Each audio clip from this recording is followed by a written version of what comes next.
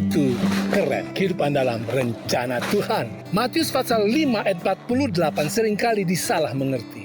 Dikatakan, karena itu haruslah kamu sempurna sama seperti Bapamu yang di sorga adalah sempurna.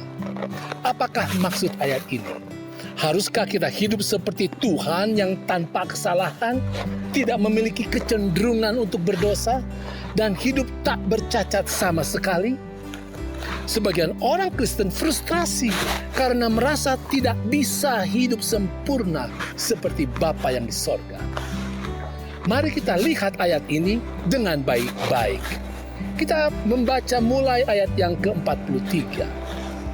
Kamu telah mendengar firman, kasihilah sesamamu manusia dan bencilah musuhmu. Tetapi aku berkata kepadamu, kasihilah musuhmu dan berdoalah bagi mereka yang menganiaya kamu. Karena dengan demikianlah kamu menjadi anak-anak Bapamu yang di sorga, yang menerbitkan matahari bagi orang yang jahat dan orang yang baik, dan menurunkan hujan bagi orang yang benar dan orang yang tidak benar. Apabila kamu mengasihi orang yang mengasihi kamu, apakah upahmu? Bukankah pemungut cukai juga berbuat demikian? Dan apabila kamu hanya memberi salam kepada saudara-saudaramu saja, apakah lebihnya daripada perbuatan orang lain? Bukankah orang yang tidak mengenal Allah pun berbuat demikian? Ayat 48, karena itu haruslah kamu sempurna, sama seperti Bapamu yang di sorga adalah sempurna. Nah, saudara, kita lihat bahwa sesungguhnya di ayat-ayat ini Yesus sedang menggunakan teladan Bapanya yang di sorga untuk mengajarkan apa yang kita harus lakukan terhadap orang yang menyakiti kita, yang juga mungkin mereka telah menempatkan kita di dalam keadaan yang paling buruk. Yesus katakan bahwa Bapanya terus mengirimkan berkat hujan baik kepada orang yang benar maupun yang tidak benar. Maka kita juga harus terus mencurahkan kebaikan kepada mereka yang memusuhi, menyakiti, dan bahkan yang mau menghancurkan kita. Jadi saudara, Matius pasal 5 ayat 48 bukan tentang kehidupan kita yang tidak boleh bercela, tidak ada kesalahan, tak bercela, dan tidak bisa berdosa. Itu tidak akan mampu kita lakukan.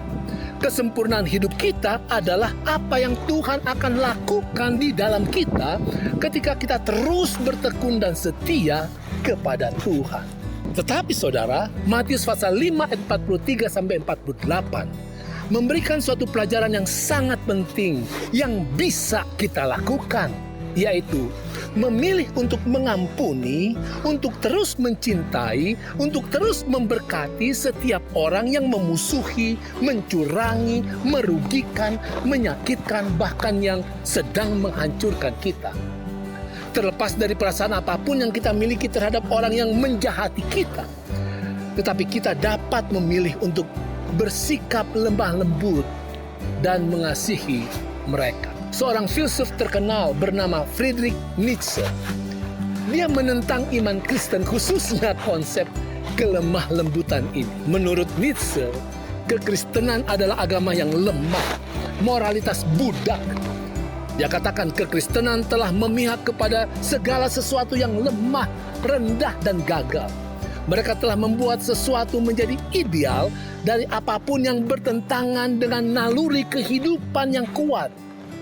Mereka telah merusak akal budi, bahkan hal yang paling rohani, dengan mengajarkan orang-orang untuk melihat nilai-nilai rohani sebagai dosa, sebagai penipu, dan sebagai godaan. Bagi Nietzsche, saudara, kekristenan adalah pengaruh dari orang miskin dan orang lemah yang dirancang untuk menggulingkan dan mengendalikan yang kuat dengan cara memanipulasi. Orang-orang Kristen dikatakan telah menyerah kepada nasib dari perbudakan mereka dan tidak memiliki keinginan untuk menjadi tuan atas nasib mereka sendiri. Karena alasan ini dia katakan orang Kristen munafik dengan mencela apa yang dimiliki oleh orang-orang yang berkuasa. Dikatakan sebagai dosa dan meninggikan kebaikan dari apa yang tidak bisa dimiliki oleh orang Kristen.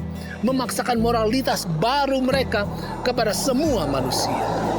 Dan sayangnya saudara, 11 tahun terakhir dari hidup Friedrich Nietzsche dihabiskan di rumah sakit jiwa.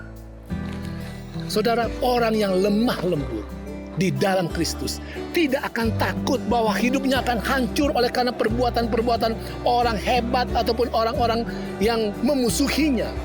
Karena orang Kristen senantiasa hidup dalam pemeliharaan Tuhan untuk masa sekarang dan masa yang kekal. Rasul Paulus katakan dalam 2 Korintus pasal 4 ayat 17 dan 18.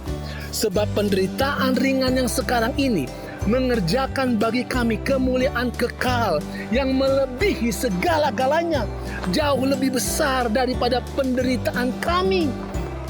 Sebab kami tidak memperhatikan yang kelihatan, melainkan yang tak kelihatan.